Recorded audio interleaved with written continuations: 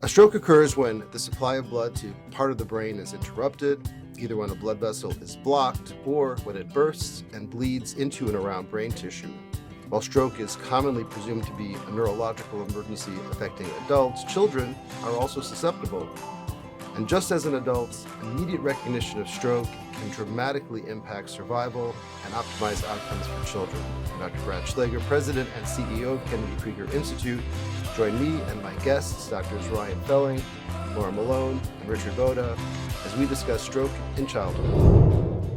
A stroke occurs when there is interruption of blood flow to a part of the brain, causing injury or destruction and loss of functioning of that portion of the brain. The interruption of blood flow could be due to a blockage of an artery, we call that ischemic stroke, or the bursting of a blood vessel with bleeding, and we call that hemorrhagic stroke. When blood does not flow to where it needs to, brain cells can die in just a matter of minutes. And while stroke is commonly understood to be a neurologic emergency in adults, especially older adults, it's a necessity to recognize that stroke, although rare, also occurs in newborns, infants, and children. Indeed, from birth to the 18th birthday, the annual incidence of pediatric stroke is around 1 out of every 20,000 children and adolescents, with the highest incidence occurring in the perinatal period at around 1 in every 3,000 to 4,000 newborns. That translates to around 20 babies in Maryland each year. Indeed, the rate of stroke in adults does not match that in newborns until around the 6th decade of life. And although pediatric stroke is rare, it is a leading cause of acquired brain injury in children and ranks among the top 10 causes of death in childhood. Yet awareness remains low, and symptoms are often misdiagnosed or missed altogether, leading to dangerous delays in treatment. As with adult strokes, immediate action improves outcomes. In this episode of Your Child's Brain, we'll dive into pediatric stroke, what makes it similar to and different from adult stroke, the challenges in early recognition, and the latest advances in treatment and rehabilitation. And joining me today are three of my exceptional colleagues at Kennedy Krieger and Johns Hopkins Medicine with expertise in pediatric neurology, neuropsychology, and neurorehabilitation. I'm pleased to be joined today by Dr. Ryan Felling, a pediatric neurologist who is the director of the Johns Hopkins Pediatric Stroke Program and specializes in the evaluation and treatment of children with a wide range of cerebrovascular diseases. He's also an associate professor of neurology at the Johns Hopkins University School of Medicine. Dr. Laura Malone, also a pediatric neurologist, is a physician scientist whose research in Kennedy Krieger's Center for Movement Studies is focused on optimizing neurorehabilitation after pediatric stroke. She is an associate professor of neurology and physical medicine and rehabilitation at the Johns Hopkins University School of Medicine.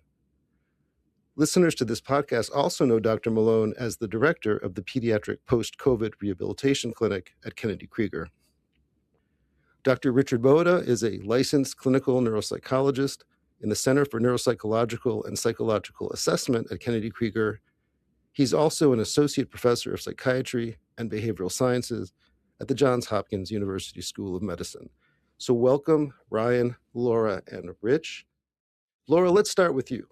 How often does stroke occur in newborns and infants and children? Thanks, Brad.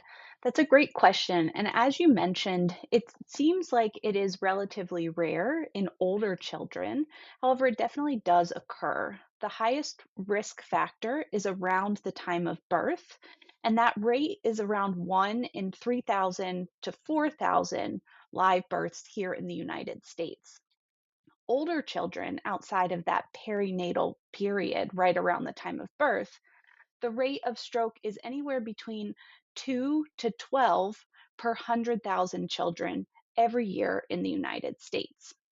Now, there was a recent study that looked at incidence and prevalence rates not only in the United States, but also throughout the world. And what they found is that about on average, there are about 100 per 100,000 children that have pediatric stroke. And so, what that means is when we think about the US population, there's about 79,000 children currently that have pediatric stroke that are dealing with the impacts from that here in the United States. So, Laura, sticking with you, and Ryan, maybe you could chime in as well. What causes stroke in children, and how does that differ from what we see in adulthood?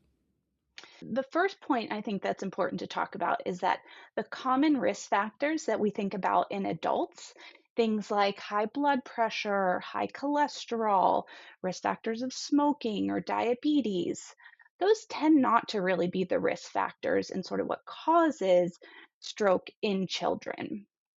Now, when we think about risk factors, we generally divide it up in between perinatal, that sort of time around birth or before birth, and then childhood, because those risk factors differ.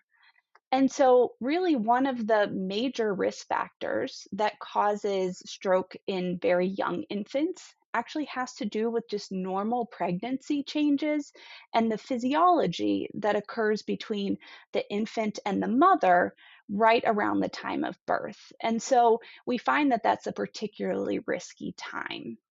Ryan, do you want to weigh in on some of the risk factors in older childhood? Sure, I'd be happy to talk about that. As you said, it's really not the things that most people associate with stroke in adults, but the range is very wide. There's a lot of different causes of stroke in older children, and it can be things that kids are born with, like congenital heart disease. Kids can also have acquired heart disease that can contribute to stroke. And the other big category that we often think about is problems with the blood vessels themselves. This could range from injuries to the blood vessels, and a lot of kids who have traumatic injuries or car accidents, for example.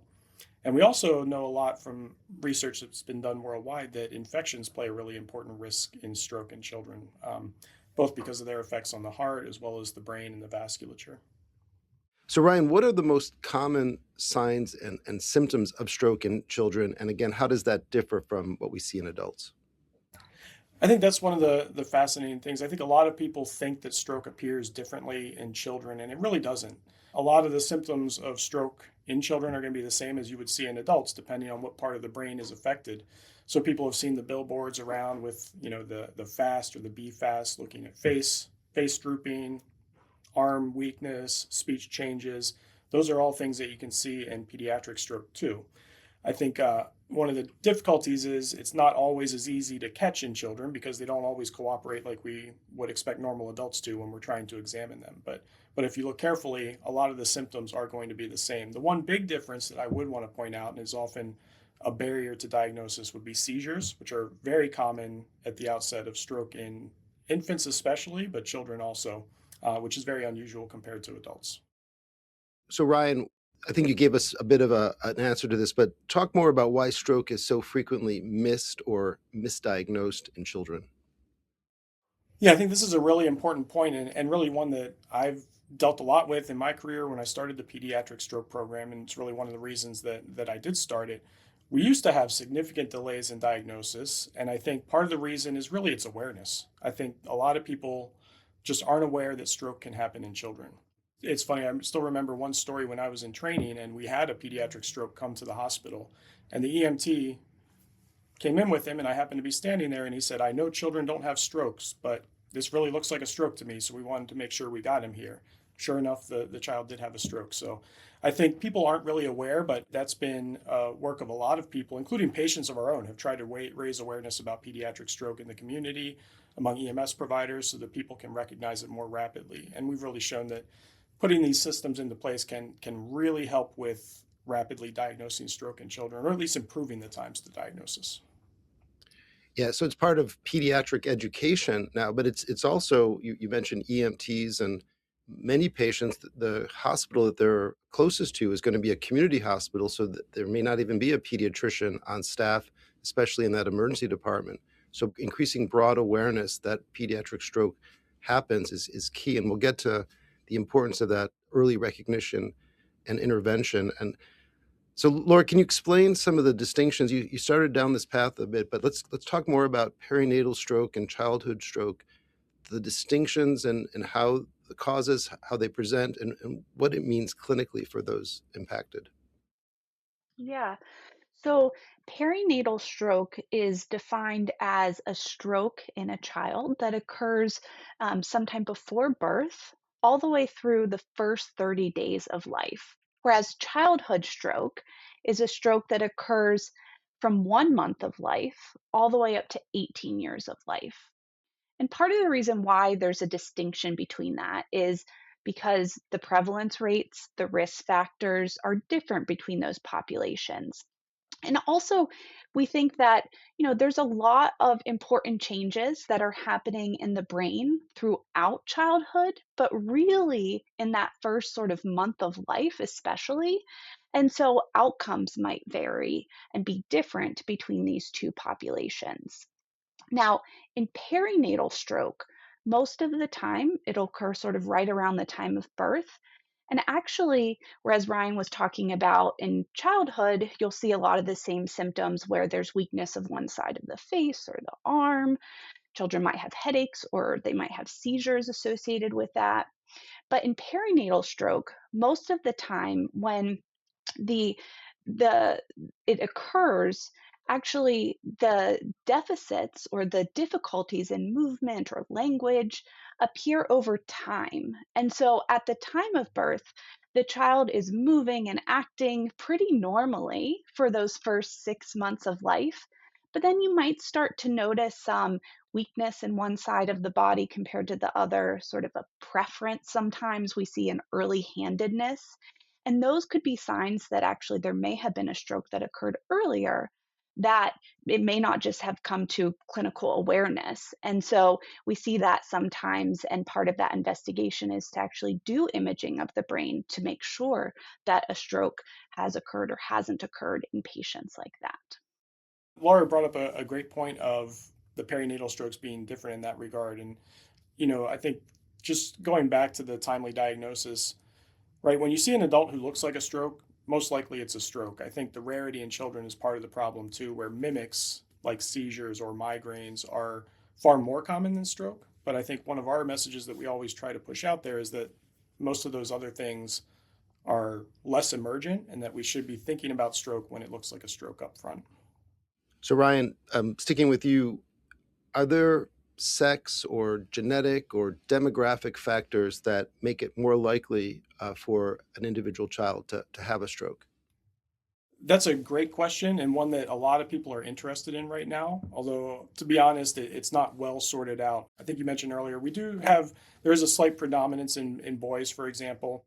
There's certainly some genetic disorders that we know carry elevated risk of stroke, trisomy 21, for example, other connective tissue disorders that have abnormalities of the blood vessels, genetic syndromes that are associated with heart disease. But people are just now starting to delve into more of the underlying genetics of stroke and how that can contribute risk. So let's transition our discussion to more about optimizing outcomes, survival, as well as functional outcomes after stroke. And I think each of you, and Rich, we can get you into the conversation, each of you can contribute to this answer. So what do you think are the most important issues for assuring optimal recovery after stroke? Motor function, communication, cognition, and so on. And Ryan, maybe we could start with you. Yeah, I'll leave most of it up to the rehabilitation experts on the call here. I think really limiting damage up front is probably one of the most important things that we can do. And therefore, raising awareness, raising education, and putting systems into place to be able to get patients to a hospital where we can provide treatments like thrombolytic drugs or mechanical thrombectomy that have really transformed adult stroke. That's really the first step, because if we can limit damage, then that really provides more opportunity for optimizing outcome. So thrombolysis, we're talking about clot busting, and thrombectomy, we're talking about removal of a clot, right? Yes, exactly. So Laura, what are your thoughts? Yeah, I agree with everything that Ryan had said. I think the first step is to limit and treat damage as quickly as possible.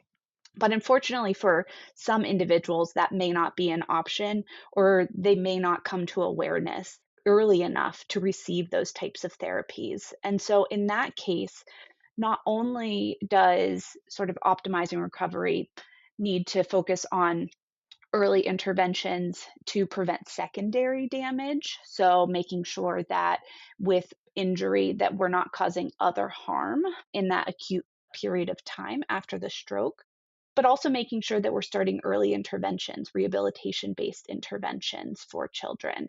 The optimal windows of plasticity of the brain after injury are not super well known, especially in children, because there's ongoing developing that's occurring. And so those windows might be longer or shorter. We're not really sure yet.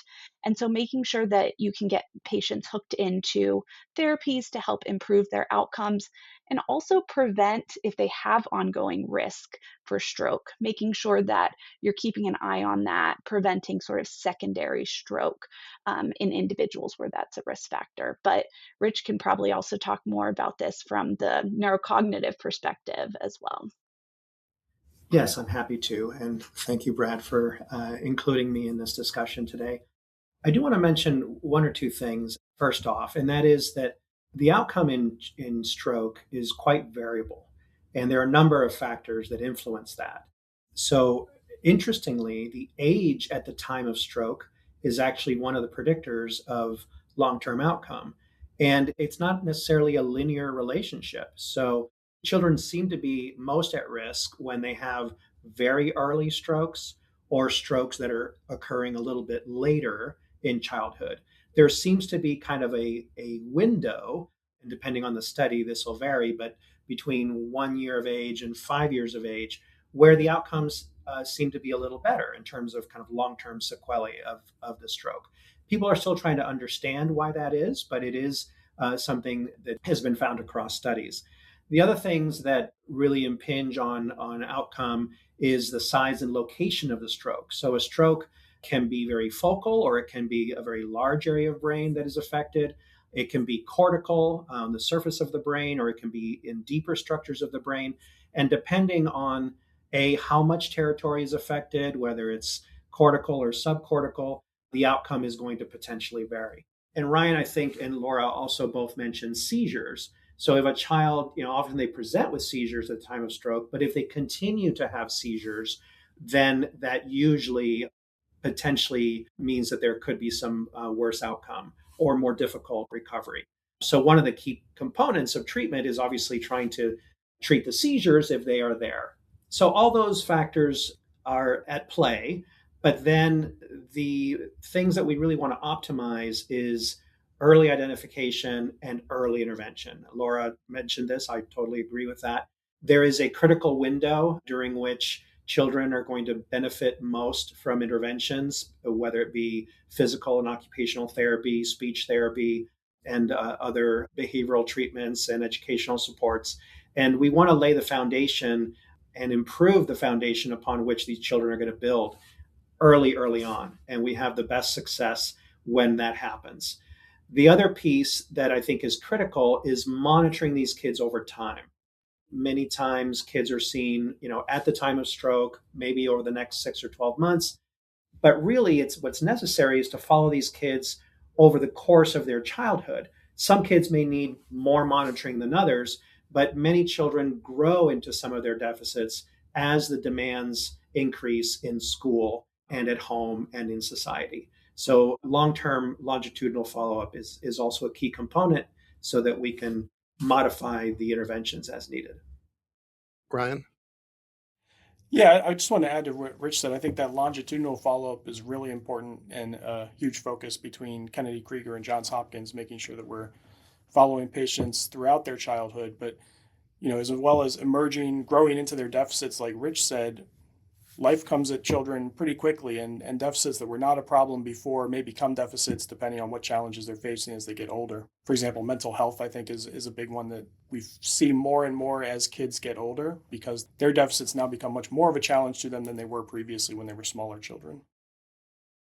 Yeah, I think about it also from an executive functioning standpoint. The typical emergence of executive function comes a little bit later in childhood development. So you may not see whether an earlier stroke has an implication for executive functioning until the expected rolling out of those functions later. So this is a really important point and underscores the importance of this longitudinal follow-up. But it also underscores the importance of interdisciplinary approaches to care, which is something I know that everybody on this discussion believes in. Let's talk about how interdisciplinary stroke teams and coordinating the care for pediatric patients helps both during the acute phase. Ryan, perhaps you can address that, and also during the neurorehabilitative phases, and Laura and Rich on that. So Ryan? Yeah, I think that's critically important because we have a lot of really smart people in the stroke field, speaking broadly, but there's so much going on from the start of a stroke to that long-term follow-up that nobody can be a perfect expert in everything. We need help from all around. So, I mean, from the acute phase, again, from presentation, understanding which treatments can be applied early, how we can prevent recurrent stroke, and what kind of things we need to do in that regard. The focus really shifts at that point to, okay, now how can we help the brain recover and how can we optimize outcomes? So, we sort of have an acute medical team in place, and that includes people from the emergency department, people from radiology, our neurology teams, and rehab gets involved very early in our program because, again, speaking to those critical windows of recovery, we really want to start that process of helping the brain recover as soon as we can. Laura? Yeah, in line with that, I think that as Ryan had mentioned, not only is it during the acute phase, but then as people transition to rehabilitation sort of programs, whether that's inpatient or day rehabilitation programs or even outpatient services and for the rest of their lives, it really does require a team because we all take a little piece to the puzzle because the deficits and difficulties that a child might have vary from one individual to the other. And can encompass all aspects of their lives. And so it's really important to be able to address that and to sort of layer those services on that might become one problem might be more of an issue at one time in a child's life, but then later down the road, they might have more cognitive difficulties or emotional problems, whereas before we were mostly focused on seizures. And so having a really good team that communicates across disciplines and really works to overall just improve the functioning and the quality of life of children with stroke is really important and really does impact long-term outcomes. I'd like to just add one or two more things, if I may. I think the real strength of an interdisciplinary team is that the providers are all communicating with each other. So if there is a good team, that means that I can be talking to Ryan or I can be talking to Laura or other providers, therapists, almost in real time in terms of what they might be seeing, how it might be impinging on the child's recovery, what kind of things I should be focused on when I'm talking to the patient and or their family. And educating the family is a really important aspect of all of this. They need to understand, the phases of recovery that their child is going through and how to, optimize their interaction with the child so that they're not pushing too much, expecting too much, or expecting too little, and really trying to get them back as quickly as possible to baseline, and begin to think about how we do reintroduce them to school and what supports they're going to need, but also doing it in a way that preserves the family dynamic and the family functioning as much as possible. Rich, picking up on that point, especially around the reintegration to schools, I'd like you to speak to the role of a neuropsychologist in addressing the most common long-term effects of pediatric stroke, strategies to help with recovery, but also the role that you play, that neuropsychologists play in the process of getting back into, for example, integration into school and other parts of life. Yeah, of course. First of all, most people haven't heard of neuropsychology. We are clinical psychologists first, but we have specialized training in brain behavior relationships. So our evaluations are a lot of assessment. The analogy I like to use is we are looking under the hood, right? So we have a big engine, it's got a lot of parts, and everything is needed to make the car run. The neuropsychologist lifts up the hood and is really checking in on every component of that engine. And that means language function, spatial abilities, reasoning skills, reading, math, attention, memory, fine motor skills as it pertains to activities of daily life and writing and so forth. So all those things need to be looked at. And what we do is we create a profile of strengths and weaknesses that can then be used to A, understand the deficits, B, give guidance as to which treatments might be the best treatments to put in place and in what sequence or at what time, and how strengths can be used to compensate for deficits. So we use a strength-based model, but we also want to improve dysfunction or deficit areas, and we can use both the strengths and the weaknesses together, our understanding of all of that, to really put together a nice treatment program. And a lot of that happens in rehab, right, with all the different therapists when the children are in outpatient or inpatient rehab. But eventually they have to go back to school because that's a child's work. They need to go to school and learn and play and socialize. And we need to let the team at school know how to put together a good IEP, an individualized educational plan or program, so that we are continuing to provide them with the supports that they need in terms of therapies, but also how to modify their learning of academic material, whether it be language-based or math or auditory, et cetera, because some accommodations might be necessary. And we want to instruct the school teams to continue to do those kinds of things that are needed for the child to be as successful as possible. And that really falls many times to the rehab team in general, but to the neuropsychologist as well, since we often take a point in communicating these things to the school system. Laura, did you want to comment? Yeah, I was just going to add on to Rich's comment and sort of reiterate the importance of the school accommodations. And it is important to be aware that, you know, children are able to, with stroke, are able to learn and grow and do many of the activities that other typically developing normal children are able to do that don't have stroke, but they sometimes just need a little extra support. And so it's important to recognize that, provide those supports to them because they'll be able to develop in their skills. They'll be able to learn new things that you may not think are they're capable of because they have a stroke. But without that awareness and sort of paying attention to that, it could easily go missed. And so it is so vitally important to get those supports not only in school, but in other activities of daily living. Because one of the questions I get all the time, especially acutely after a stroke from parents, is what's my child going to be like in 10, 15, 20 years? And it's hard to predict exactly what that looks like. But with these types of interventions, we find that children with stroke, most children can walk, they can talk, they can go to school, they can learn, they can hold jobs. And so, but it's about finding what individual things they need in order to succeed. So that's a great segue to the question. And Rich, I'll ask you first, is how can families and coaches and teachers and other adults in the child's life best support a child's recovery after stroke? And what kind of resources are available for caregivers and other adults in that child's life? So I think there are a number of supports, and really, the first one comes from working, hopefully, with an interdisciplinary team, at the medical institution or the rehab hospital, et cetera, and to use your outpatient therapists and providers to kind of guide you as a way to find some of those resources in a particular community. I think that it is very important to be aware that a good number, so about 50% of children with stroke are at higher risk for a learning disability or an attentional deficit diagnosis, potentially a different etiology in this case, right? Coming mainly from their stroke, not necessarily from genetic factors, but both could be at play.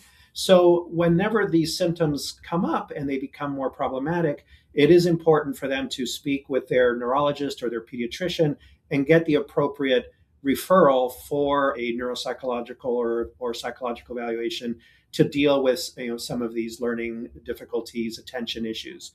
About a quarter of children with stroke are going to have anxiety or depressive symptomatology. That's a pretty large proportion of kids.